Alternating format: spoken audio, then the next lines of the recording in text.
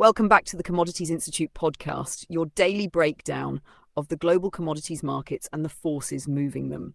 I'm your host, Emily Costa. Today is Wednesday, April 29th, 2026. We are navigating a truly historic moment in the global markets today. As the conflict in the Middle East continues to reshape the map of energy and trade, we are seeing the ripples turn into tidal waves across every sector, from the metals we use in construction to the very food on our tables. We begin today with a look at the metals market, which is currently flashing red. In Europe, the premium for aluminium billet has effectively doubled since the outbreak of the war in Iran. We are looking at premiums in Rotterdam hitting $1,100 per metric ton, a staggering jump from the pre-war level of $530.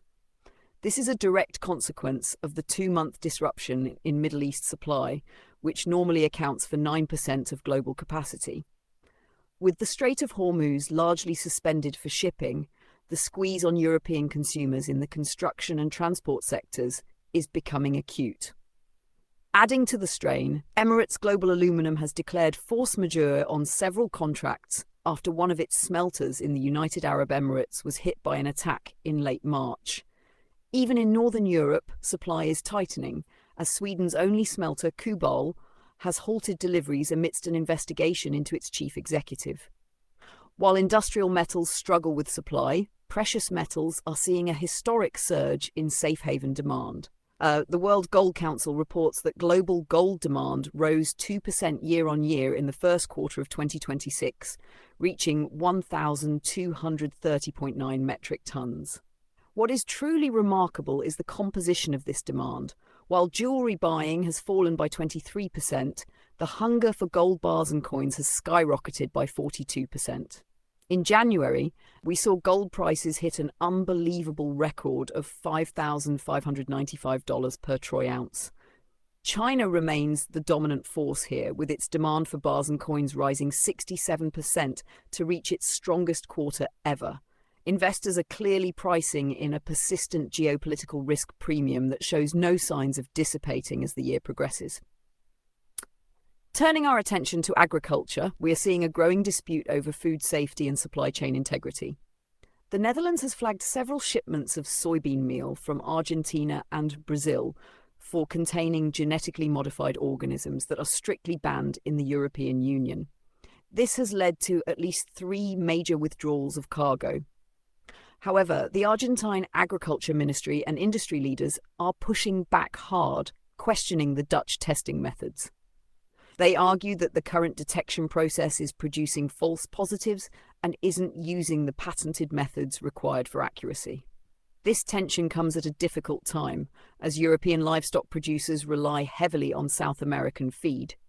If these shipments continue to face rejection, we could see a significant shift in demand toward alternative suppliers like the United States or Ukraine. The agricultural outlook is even more precarious in West Africa. A recent survey from Ivory Coast, the world's leading cocoa producer, reveals a looming fertilizer crisis. 73% of cocoa farmers have not bought any fertilizer for the next 2 production cycles. The math simply doesn't work for them right now. Their revenues have collapsed after cocoa prices fell 70% from their 2024 peak, while the cost of fertilizer has surged because the Middle East, a primary supplier of raw materials for these inputs, is at war. When you combine this lack of nutrients with the high probability of an El Niño weather pattern bringing heat stress and erratic rains, we are looking at a potential production hit of nearly 5% this year, with even more severe impacts projected for the 2027 harvest. In the world of dry freight, the story is one of a race against the clock in Guinea. The country's bauxite output jumped 25% in the first quarter of this year, driven largely by intense demand from China. Guinea is the world's largest exporter of bauxite, the raw material for aluminium, and Chinese-linked producers are moving as much volume as possible before the government implements planned export curbs. The Guinean government wants to lift prices, which are currently at 4-year lows, and protect smaller miners from bankruptcy. But as production growth is expected to slow later this year due to these caps and high fuel costs, the global aluminum supply chain looks increasingly fragile. On the grain side of freight, we saw South Korea's Cargill Agri Purina move on a tender for 60,000 tons of animal feed corn sourced from South America or South Africa for arrival in late August, right? Highlighting the constant global reshuffling required to keep supply lines moving. Moving to the corporate side of the energy transition, we see a tale of two strategies in Europe. BP reported a first-quarter profit of $3.2 billion, more than doubling its results from a year ago. This massive beat was driven almost entirely by its oil trading desk, which capitalized on the price volatility triggered by the war. Under its new chief executive, Meg O'Neill, BP is making a clear strategic pivot back toward its core oil and gas business, suspending share buybacks to focus on debt reduction. Meanwhile, in France, the utility giant EDF has been forced to delay the sale of a stake in its Italian unit, Edison.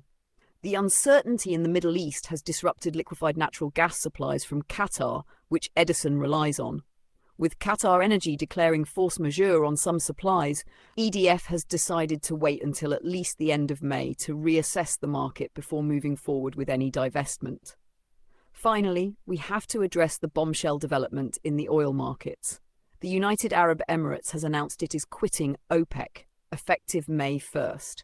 This is a monumental blow to the producer group and signals a deep rift between the UAE and Saudi Arabia.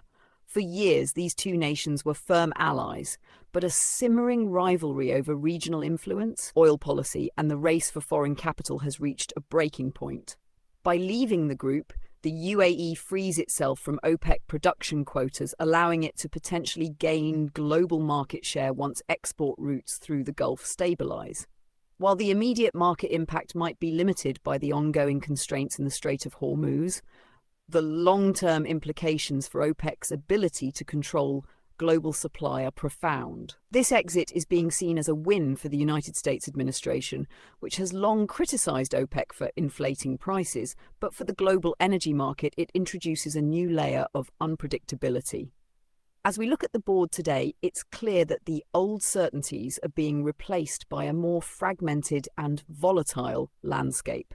Whether it is the UAE breaking from OPEC or cocoa farmers in Ivory Coast struggling to afford basic inputs, the themes of regional autonomy and supply chain vulnerability are everywhere. We will be watching the end of May reassessments very closely. If you found this episode valuable, be sure to subscribe, share, and leave a review. Find us online at Commodities